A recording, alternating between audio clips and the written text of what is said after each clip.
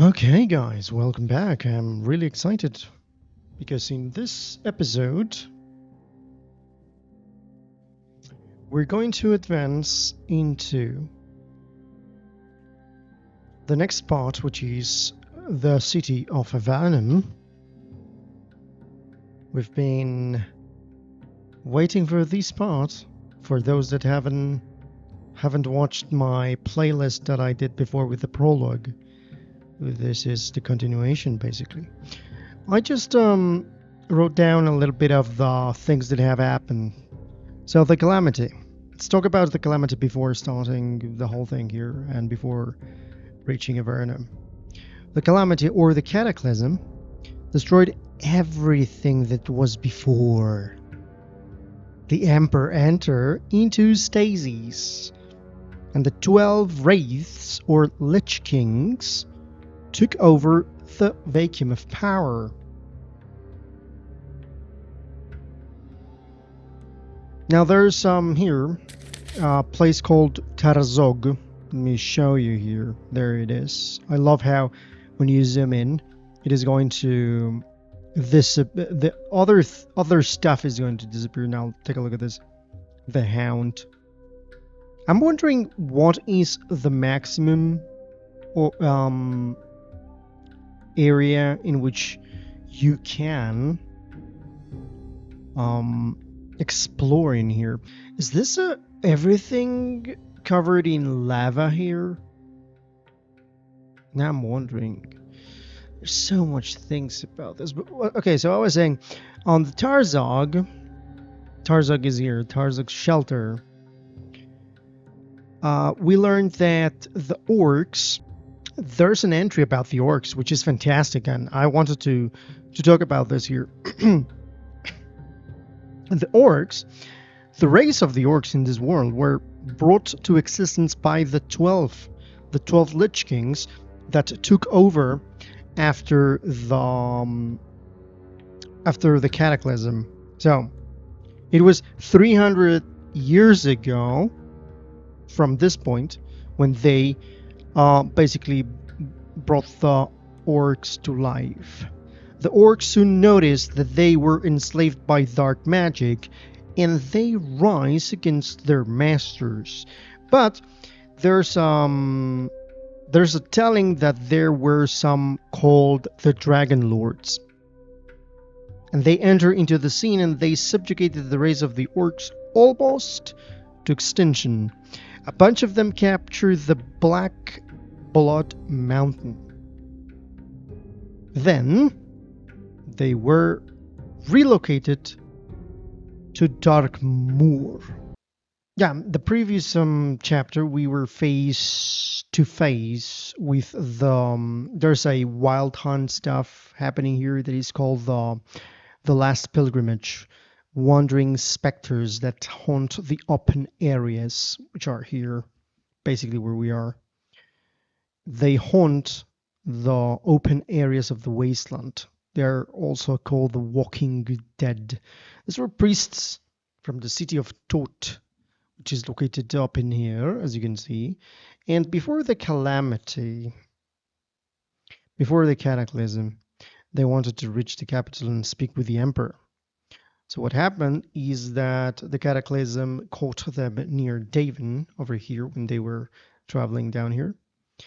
And basically they became undead forever, bound to their futile pilgrimage forever. Ever trying to find the capital and lost in the forlorn waste, as you can see. So we intervened in a skirmish. The skirmish was somewhere around here, south of the Voiceless Lake, and we happened to aid one Black Knight, an Imperial man called Sedarias, that told us that he was in a mission and en route to Avernum. Let me show you here, because there's actually a way to check those. No, it's not here. Companions here. So we have 3 companions. This is the guy. And you can see that he's neutral.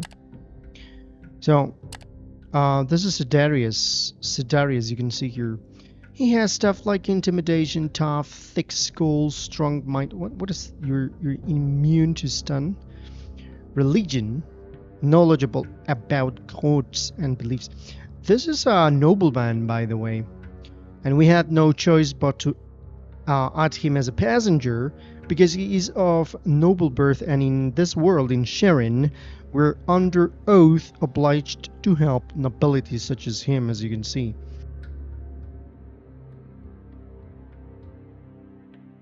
An anointed knight of the Order of the Black Sun, Sedarias is a formidable man of noble birth and in his early 30s. He's arrogant and self-absorbed. He has a lot of ego, which no doubt stems from both an upbringing in privilege and the rigorous training he endured as a squire of the Order. In his eyes, the schooling has made him impeccable when pursuing retribution, something he does not take lightly. Wearing the signature black iron armor of his knightly order and wielding a great sword as well as an unholy powers of his gods, he's a force to be reckoned with. You saved his life, yet you've been press-ganged into helping him ever since. There's nothing we can do. So before we just advance a little bit, and then at episode 3 we faced the so-called pilgrimage, but something happened the previous episode. We were en route to Avernum, and the wandering pilgrims intercepted the Comitatus for the second time, but then suddenly they changed their course and disappeared. They did no harm to the Comitatus, no harm to the Vagrus, and suddenly they disappeared. So that was the weird thing that just happened here. By the way, if you click here, we were, by the way, in Scrap Heap, and you can see that it's in between 6 to 8 days from our point. Our location. So let's advance here. I think we have 3 Lyrg and 9 changers. We have supplies for 2 days, so I think we have to push to Avernum. We're going to be just in time, so let's just push in here. I want to move further with a forced march. Okay, so now there's nothing we can do. And if you see here, you're going to see that it says that we're almost there. So we have to stop a little bit here. Let us use this. We're going to pay now, and I think we're going to be paying everything right now. There's nothing we can do. Or pay later. I think pay later, because we're about to reach the place, so yeah, I'm going to give them a little bit more of supplies. So they are going to be steady, because they're a little bit distressed, because, we've been forced marching here. Let's send some of the guys to do a little bit of foraging. And perhaps we could do... No, it's okay. There we go. Oh, it was a critical fail. Okay. 0 days of supplies. So we have to reach the place. So this is the place. So let's get on with it. Let's go. Here we are. The Comitatus climbs a broken ridge, and everyone stops for a moment, taking the grim sight of Avernum. Nestled atop and around a range of large hills on the horizon to the southwest. How cool is that the image moves, It has a little bit of movement. Chimneys of the city's many forges and smelters cast a dark shadow over it, while the lava fields beyond the settlement provide an intense reddish glow as a backdrop. Several crude roads meander among the hills here, probably leading to the mines and quarries you had passed during the last day or so. Time for us to part ways for a while, Vagrus. The voice of Sedarias makes you jump a little. For a large fellow wearing heavy armor, he managed to creep up on you without sound. He's standing beside you, gazing at the horizon. I have to make my way into the city alone. My reasons are my own.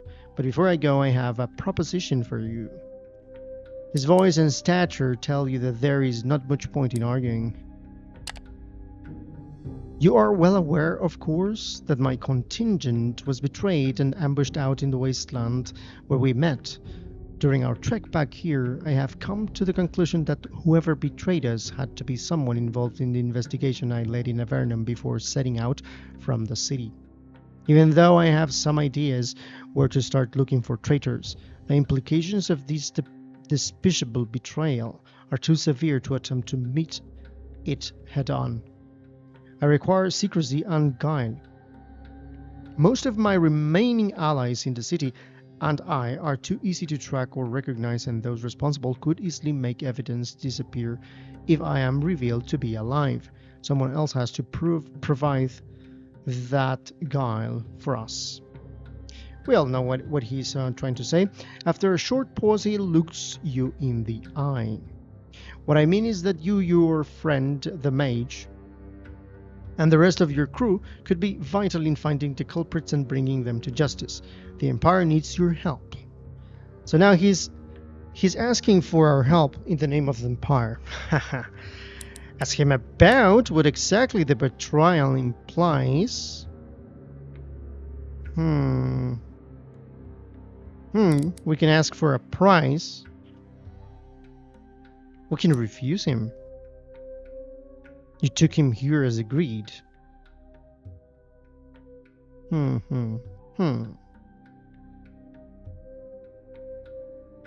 But yeah, this one is interesting.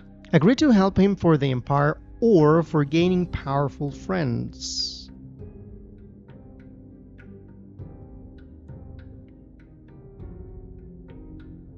Let's do this one. Sedarias seems somewhat surprised, perhaps disappointed even for a brief moment. Then he flashes what passes for a smile on him. Very well. I was indeed nurturing the hope that you'll be willing to aid the Empire in this perilous predicament. We will struggle side by side just like we did near the voiceless Lake Vagrus. And I can assure you, the Order of the Black Sun does not forget loyalty and dedication to the Empire. He slaps you in the shoulder. Now let us part ways and follow my plan. So what is his plan? The plan for now is to make our ways into Avernum separately, so that you won't be as associated with me at all. Rest assured that although they do not expect my return, the traitors would be informed at once had I turned up at the city gates. So I have to find an alternate way in, a secret passage. I will send for you once I'm settled in. Someone trustworthy shall appear and guide you to the next word makes him wince hideout. Well, we'll talk about your tasks there. You ask him about the belongings of his former comrades. The knight frowns. That might complicate matters somewhat. He looks thoughtful. Take their holy symbols to the Temple of Sergroth quietly. You can get rid of the weapons as you see fit, but I forbid selling them at the market. It would draw too much attention to you, and we do not want that for now. I'm wondering if I sell them, it's like going to affect in some shape or form the whole story. That's interesting. Sedarias pierces you with his gaze. I sincerely hope I can trust you with this, Vagrus. Woe betide you if you do not comply. With that, he takes his leave of you and waits as you signal the Comitatus to move forward. And this is good because think about it. We are in in a world that we just saved this guy. He's a nobleman, a member of the Order of the Black something, the Black where is it? The Black something. Okay, so why not having a little bit of friends here, that contacts that might be powerful indeed. The knight remains behind to finish his way into the city on his own. Quarter of an hour later, Sedarias is only a speck on the horizon, and you are rapidly approaching Avernum. A stretch before the sea awaits you. Dark omens, ominous apparitions of an otherworldly covenant of spectres, a grim night out for vengeance, time and coin running out slowly. Yet against all odds, we journeyed to the city of Avernum on the Smoulderbone Flats, a place bustling with travellers, merchants and lowlifes. It was supposed to be a short stop on our way east, but we got more than we bargained for. That sounds interesting. So, enter, move. That's interesting. We still have 5 points here, but we're going to use... Let's just go and enter. When occupying a settlement node, you can enter the settlement using the enter button on the node radial menu. You can always choose not to enter and even camp outside. We're going to enter. There we go. Look at this. I like... Oh, what the hell? Can we just click these things?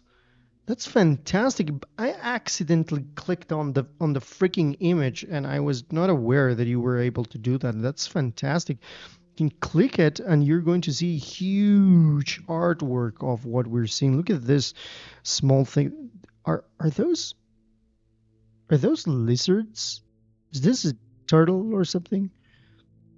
Wow, take a look at this. What a beautiful painting this is. So now I can imagine exactly the whole thing. And this one moves. What a fantastic thing. Wow, I'm surprised right now. Okay, so we enter. We're inside. So the city of Avernum. You can smell its foul stench. Even as you approach its mighty gates, set in dark walls decorated with the bones of gigantic creatures. The dry, sulphurous reek of the region, so close to the molten tongue, mixes with the bitter, ashen stink of the many foundries and forges in the city. Over the walls, the rooftops and chimneys of the city lean together in a jumble. Buildings on the lower part of the hill are more dilapidated, while the ones near to the top are in better condition in general, with a walled-off villa appearing here and there. A group of guards stop you as the Comitatus moves ponderously under the gate arch. While your cargo and men are being checked, you can see several of the green black-clad legionnaires of the Avernus Legion standing guard beneath the gate towers, staring at you. Now, for those that don't know, if you just happen to hop in this part, I am really going inside the lore and getting every single stuff from the Codex, which is the encyclopedia that is inside of this fantastic interactive story-rich strategy turn-based RPG. So if you want to know what are all of this stuff, because we have been talking about this, you can go and check the other videos if you haven't done that.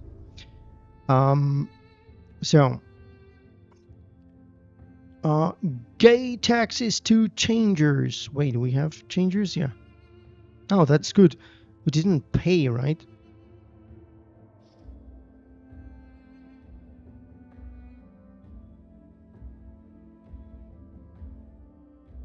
We didn't pay before to the Comitatus.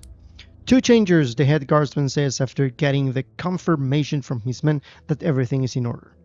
A slave next him bows to you and holds up the open money box he carries chained to him. That's clever. Pay the gate tax. Pay with goods. It may not be cheap, but you need to get inside. We can pay. We can pay. We can pay. Swear to pay once you're leaving. It will cost more this way. Pay the gate tax. So, having passed through the city gate, you arrive at the cobbled plaza on the other side. You head towards the Mansio, the large inn for Comitatii. Without delay, to set yourself up there and have some rest after the arduous journey. In an hour, everything is settled. Your beasts are stabled, your cargo is unloaded into the warehouse, and most of your crew is resting already. What is the Mansio? Mansio, here you see. Mansions are, it's just a mansion, are great inns in towns or cities built to house Comitatii. So they have already stuff that is specific for this thing. So this is just the world has been founded on this system of Comitatii trades and stuff. It's also for travelers. They are often circular, with a spacious plaza in the middle, in stables all around it to house all kinds of beasts of burden. So we know now that there are other types of beasts of burden. The outer circle is jammed with service buildings such as taverns, bawdy houses, gambling dens, and rooms for rent. Mansios, now it's mansios, it's not a mansion.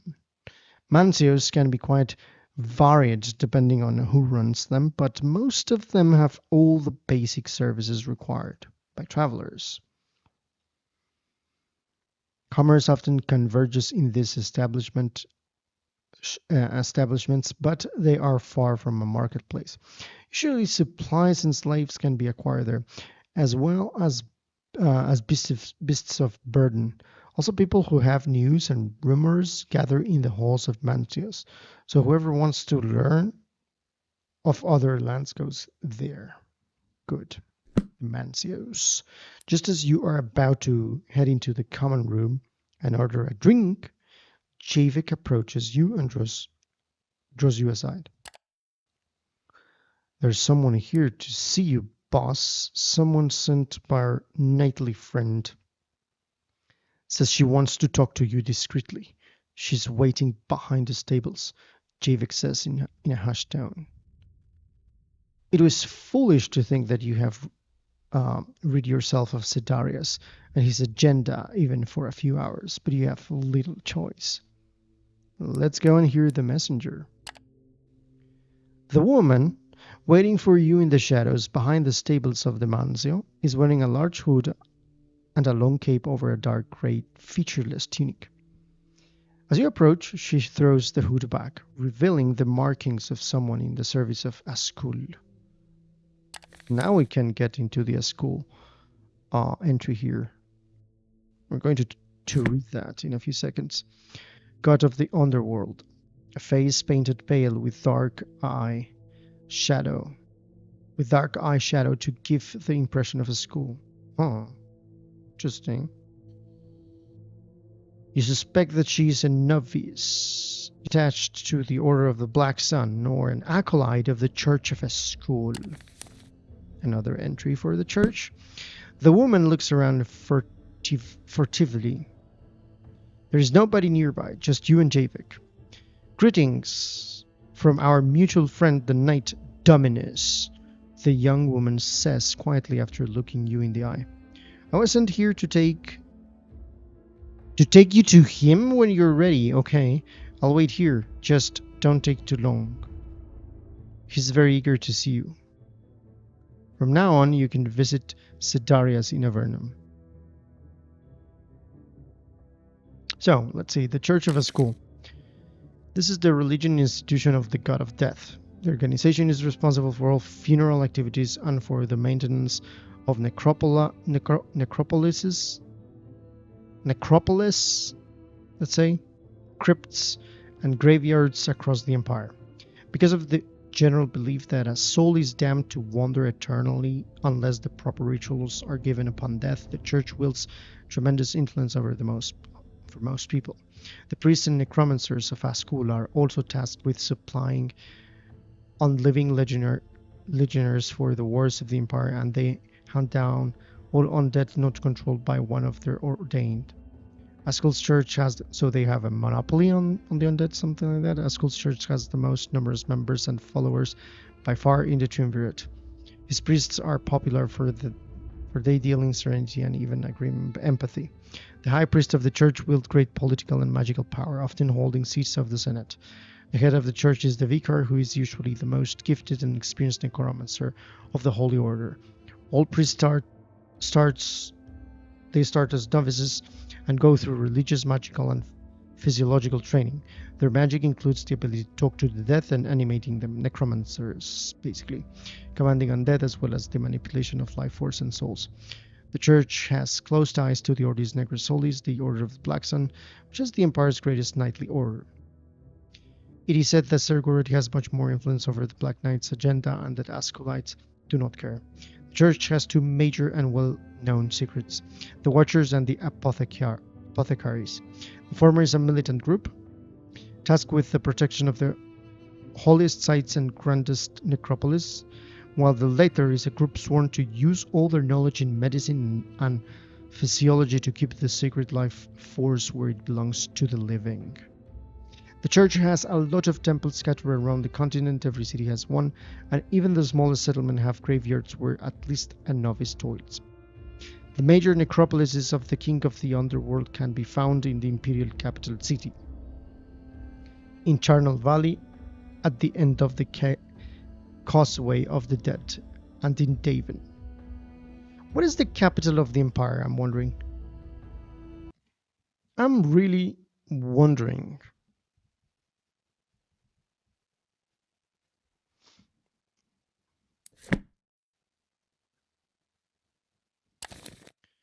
Ascul is king of the underworld and the god of death, a member of the Triumvirate, the official religion of the empire. He looks after the dead and their souls. His church is the strongest in the empire, justifying the notion that imperials have become death cultists. And it is also the least corrupt of the religious institutions by far, and the disciples of the Grim Lord are reputed for their silence, discreet manners, and grim empathy even. Ascul is believed to be the first being ever to have truly died, and thus is theorized to have been around for much longer than his appearance right after the calamity. His church is tasked with facilitating all funerals, burials, and with the overseeing of graveyards and crypts. Additionally, at times of war, the risen legions of Ascul, called to unify by his death, priests and necromancers make up the backbone of the imperial armies.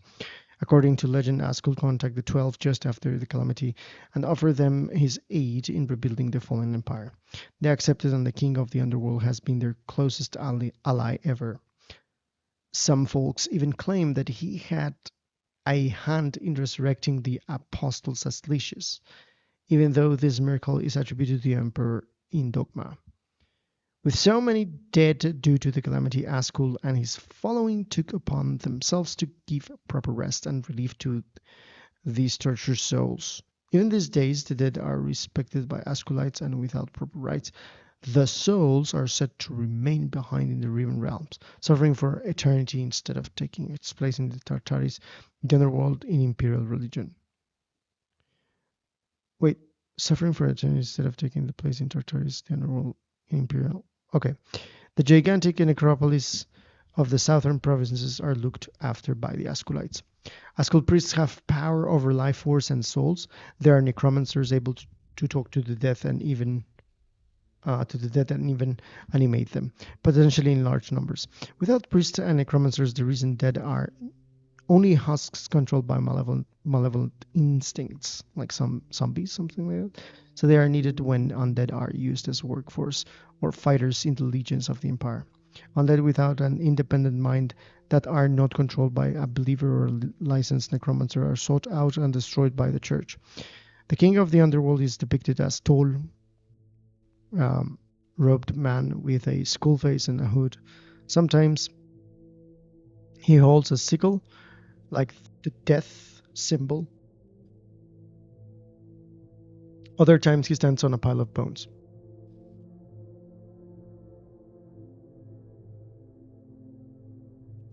School temples look like great crypts or mausoleums and often serve as such. There are funeral services performed in them and an ossuary beneath them. White marble is often used for building materials for the Ascul temples. Ascul is closely connected to the Order of the Black Sun. And also the Nosferatu Sisterhood, which is the one that has to do with the Demon King. Both pillars of the empire, Fulcimus Imperium. Both the Order of the Black Sun and the Nosferatu Sisterhood. So before Javik draws you aside. So it would seem that we'll stay here longer than we had expected. It occurs to me that such a delay would be a strain on our resources, and I rather doubt that our knightly friend cares about that. You have considered this also, Javik goes on as you rub your chin thoughtfully. I was thinking we could smelt the scrap metal we bought. I know it would cost us, but hear me out. Not only does melted metal take up less space in the cargo hold, but it could also allow us to sell a fraction of it for great profit. It's a loss in the long run, but we have to pay the crew if we are to tarry here. Yeah, that's a good point. He has a good point. You have to admit he's making a lot of sense. You could smelt down the metal and sell some of the bars for an injection of coins, if need be. The two of you make ready to set out. Very interesting situation is happening. The Mancio pane is now active. Navigate to the Mancio pane by clicking on the decanter icon. This one here. But we have here Avernum. All of the stories here. We can visit the Slag Fort, explore the city, enter the Temple of Sergorod, and meet Skornar. Let's remember that we have to give a package to Skornar here. On the tip of the Molten Tongue, guarding the arid Smolderbone Flats, lies the imperial city of Avernum behind its sun-scorched walls of bone and dark stone. I'm wondering what type of creatures are those, you know? The many dragons? Something like that? The many forges and furnaces here toil relentlessly, bleaching foul smoke. Day and night under the watchful gaze of the Prefectus, who commands his black-hearted Avernus legion from the imposing Slag Fort. Where's the Slag Fort in here? Is this... Oh, I think it's this one, right? Something like that? What weird stuff we have here. So, many Comitatus merchants and grifters flock to Avernum in the hopes of finding trade, rest, or work. Often, only cruelty and dark deals await them in the corrupt city. So we can click here. And this is the Mancio pane. The Mancios are inspecialized for Comitatus. When you rest in the Mancio, the day ends and you'll get an end day scene similar to when you camp in the wilderness. You can see your own Comitatus crew pane on the left and the Mancio stock on the right. You can hire or dismiss crew as well as buy or sell beasts. Switch between crew and beasts with the buttons at the top. The type of beast can also be changed here at great cost, but this is locked in Pilgrims of the Wasteland. Rumors can also be purchased here. These bits of information can unlock points of interest on your map, tip you off on business opportunities, or give you hints on storylines. Purchase rumors can be found in your journal under the Rumors tab. So these are like contracts. Okay. Passengers can sometimes also be found in the Mancios. When taken to their destination, they reward you for your efforts, but often you have to reach the place within a time limit. The passengers' consumption and potential crew combat strength is also shown here. Wow, that is interesting. It's opening a lot of possibilities here. Exchange news allows you to tap into local sources about the settlement you are in, which could be information people might pay for in other places. At the same time, you also pass on the news you've gathered from elsewhere, providing a few coins. The list of settlements you you carry news from can be found in the journal under the news tab. So we have the news, the passengers, and the rumors for the journal. We have the crew here. We can sell. We can sell slaves, for example. It's pretty interesting. And we can hire. Here we can. What is this? Hire workers and hire those. By the way, yeah, beasts. The only mounts that we have are these lizards. Rumors and passengers. So what are we supposed to do? Okay, I just did something that I was not expecting because I am not familiar. So we can be a little bit more aware of the mechanics. If you click here it says leave settlement. So right now we have the option to go to the Mancio. In here, evidently we can buy slaves, we can hire more scouts, hire more workers, hire more fighters. We can take away from us the actual crew. We can go and get hidden outpost, rumors, savages. So all of these rumors are going to add stuff into the map, which is fantastic because you can use this as a resource, all of the currency and stuff. Trading news, you were going to receive one local news, and it's going to be beneficial to open up other stuff in the map. We can rest and it will end the day. I don't know what happens if you click here, if it is going to be the same as paying them. I don't know. We can add also, for example, this guy, middle-aged sage, wants to go to Utvorar. We have the option to buy beasts. By the way, reptile mounts and beasts. Beast type. I think you can change the beast type, but in here is not possible. So yeah, you can buy beasts of burden and mounts and stuff. But be aware that if you click here, is as if you are not hitting the summoning of the Dominus from the Ascul messenger, and then something wrong is going to, the whole thing is going to go to hell, you know. So don't click this button. So let's go here, and we can do a lot of stuff. Enter the temple, seek out the foundries, go to the fighting, but we will have to go to Sedaria's hideout first because we're obliged to do that. So before doing that, let me see. Bounties. We need a little bit of money, by the way. We have to pay these guys and we have to get money. Javik is suggesting, is advising us to use the metal scraps that we have to get a little bit of money, but we have to. This is refresh to news. Okay. Bounties. Let's buy the bounty. Now, the rumor has been added to bounties. News refreshed. Look at this beautiful thing.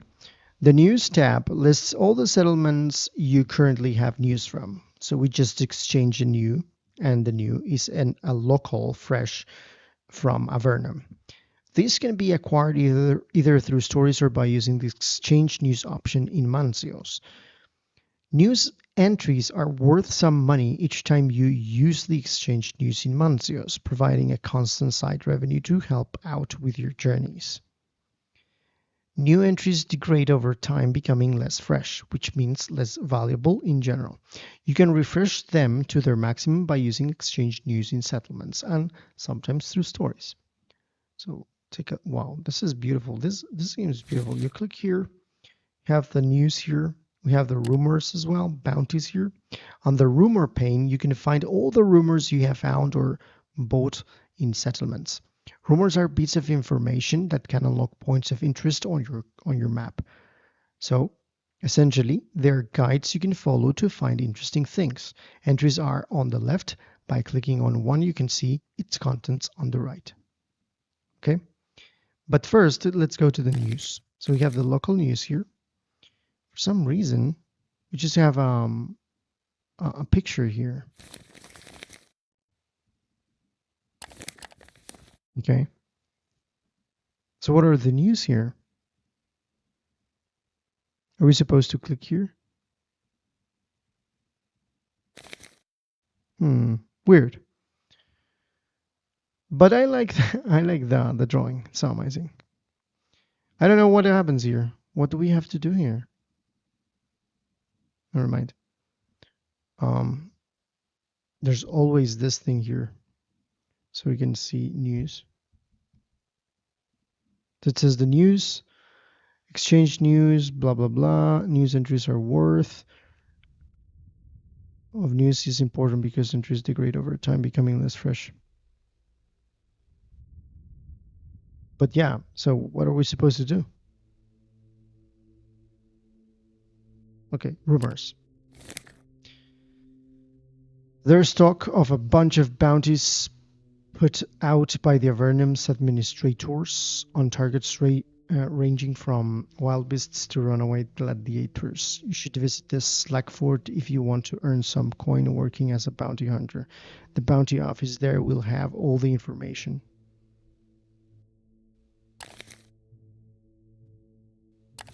So we can archive this. Okay. So if I click, there's no news. I think there's no news. So let's go here and let's go straight to Sedaria's hideout. Sedaria's hideout is in a tumbled down set of stone buildings about a block away from the Temple of Sergorod. You can reach it by going into the enclosed courtyard of several houses, entering the cellars and ascending a well-hidden set of stairs. There's always a novice or two down in the cellar on guard duty. The apartment Sedarius occupies is owned by the church, but few know of it even among the anointed. It is usually used when they have someone to hide, which is fairly rare. It is not well furnished and quite dirty. The knight Sedarius usually sits at a decrepit table or paces back and forth like a black lion. Report on Sedarius, so now we're working for the Empire. To pay for your gate tax. Low chance of success. You can increase the chance by using to resourcefulness. But now it's so funny. He's going to him and saying to pay that. Ask him about his mission near the Voiceless Lake. Again, I don't think he's going to be happy. Ask what he thinks of Avernum. Ask him about his past. Ask him about the knights. Leave the hideout. Report to Sedarius. Let's begin, Vagrus. There's no time to waste. You can almost hear Sedarius' teeth grinding as the two of you talk about the investigation. He's clearly on edge for being powerless while confined to his hideout of his. He begins explaining the situation after you sit down. When I arrived here, on request of the Order, to root out the abolitionists plaguing the region, we assume that they are no more than well-organized gangs laying ambushes on travelers out in the wasteland. Perhaps some idealists and bored aristocrats in the city aid escaped slaves that join their ranks, but nothing more. Nuisance. Now, I'm absolutely sure that quite a lot of powerful people are involved in this whole mess, since they have the audacity and resources to set a trap for my contingent. They require coordination between the slaves and the slave lovers. Therefore, I conclude that the people my initial investigation involved had to have been in cahoots with the abolitionists. You need to find them and learn all you can about what they are hiding Because we are dealing with powerful people, you need to apply subterfuge. There are 3 sources you have to investigate. These 3 targets were all close to the lead that guided us into the ambush up north. Wow. So now we are in this whole thing. Who are the abolitionists? The abolitionist movement, or in short, abolitionists, is a secret society that is built on the belief that everybody has the right to liberty and thus works on the abolishing of the institution of slavery in the empire. So the guys that don't want the slavery. Slavery was a major facet of imperial life even before the calamity and towards the end of the Golden Age era. The social dynamics surrounding it gave rise to the abolitionist movement. Then, a legally sound political movement with senators openly supporting it. Before they could gain traction, however, the tumultuous decades before the calamity robbed them of many of their supporters. In the Fourth Age, the 12 have outlawed anti-slavery and thus abolitionism. On the pretext of the divine mandate, since the immortal emperor's mandate to rule is divine, his people, citizens of the empire, also share in his divinity and are thus superior to most of other races and cultures. Ever since then, the persecution of abolitionists and merciless hunts for escaped slaves have been widespread in the empire. In this, the Church of Xeryn and the Order of the Black Sun are chiefly involved. The movement is strongest in the outlying provinces where the most difficult and dangerous labor is delegated to slaves, and where therefore slaves are the least content with their fate.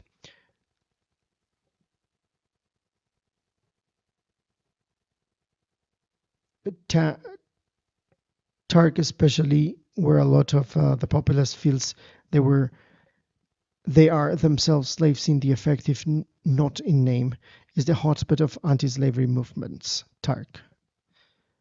To the great dismay of the 12, the mines and war camps in the mid-regions were also the sites of the great slave revolts in the past, where the abolitionists are thought to have been at work.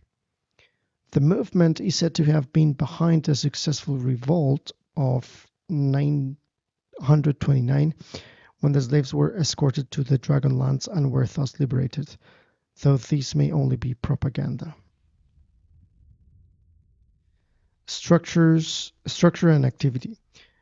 Though the movement has a strong presence in most cities, it is very far from being united. Due to the brutal hunt for abolitionists, most cells do not and cannot communicate, so they end up working independently. Most of the time, supporters or members of the movement are perfectly happy with aiding the escape of a few slaves in the wastelands where cruel death or banditry awaits the unfortunates, while the liberators delude themselves with lofty ideals of altruism in their cozy villas, of course. Every now and then a large revolt breaks out and is inevitably decimated. Countries like Dashmaha and the Northern Sea Islands are typically destinations where the most fortunate escaped slaves can end up. Tarkian pirates and benevolent nobles are the greatest supporters of the cause. Most citizens of the empire could not care less about liberties, but also do not typically torment their slaves. Okay. So who's the first target? Our first suspect is Assistant Magistrate Gelutius Darrow. He was the one assigned to my cohort when we took up the investigation. He coordinated with local law enforcement and served as mouthpiece for the prefectus and his magistrates. I have no doubt that he has to be involved in some way. Getting to him would not be easy, but I figure something related to me and my contingent's fate would pique his interest. Therefore, go to the Slack Fort and report to officials that you have information about my fate that will almost certainly get you an audience with Darrow. Tell him that you've come across signs of battle and the remains of Sergordites up north. When he asks if there was a knight of the order among them, tell him no. You ask him what purpose this would serve other than altering him and his fellow conspirators. Well, you do not have the power of the priest of Sergorod at your disposal, but you do have the next best thing, he says with a predatory smile and look at Javik. Your friend steers and seems uncomfortable, but not. I can read his mind. This topic will surely divert his thoughts on the matter, making the scan much easier. Okay, who's the second target? We have the Centurion Vardis Pendius, a drunkard fallen from grace. The old soldier was key to the lead we got in our initial investigation. He had been tasked with leading a patrol in the north reaches between Arenas Nigras and the Molten Tongue. According to his report, they found tracks out in the rough terrain and followed them almost to the Voiceless Lake. There they stumbled upon a sizable camp hidden in some ravines. They turned back because they were severely outnumbered, and Pendius knew that the camp was either outlaws or a liberated tribe. But when they were leaving, they got ambushed by these hostiles. Only 3 soldiers survived, but only Pendius made it back to Avernum. Conveniently, Sedarius frowns. Pendius is now enjoying his leave of duty. I need you to get him stinking drunk and deftly question him about these matters. I'm sure that his report is completely fake, but he may let slip who made him lie in the courts. He is a regular at the Rusty Pugio.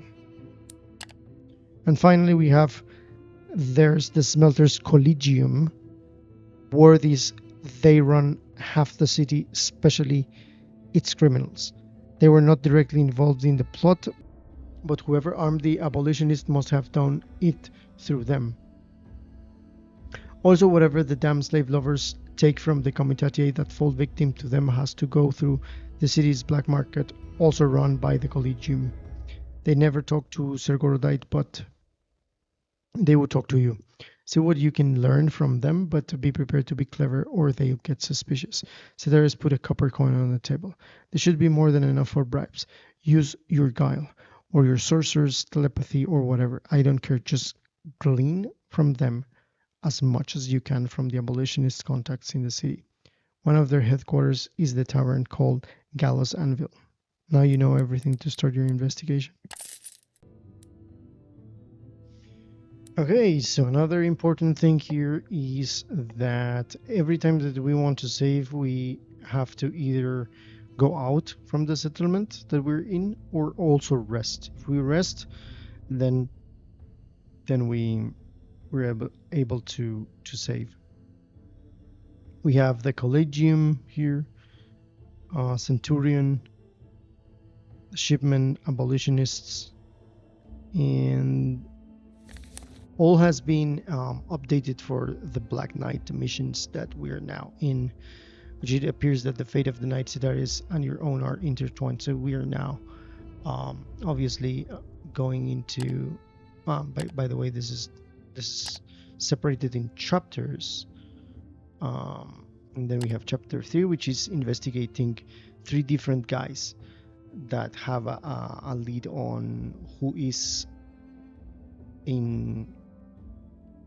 the responsible for the abolitionists that were trying to kill Sedarius and his knights. Yeah, so now we rest, and when we do this, we can also pay these guys. We have to pay this, and we only have this, which is not going to be something that we will be able to do. So again, we're accumulating here our debt with them, but we're paying here. So yeah, let us end the day. Because we're here, we can go to good night's sleep and also enjoy the hospitality, and it changes here, as you can see. So let's bring this thing and end the day so we can save. There we go. Great.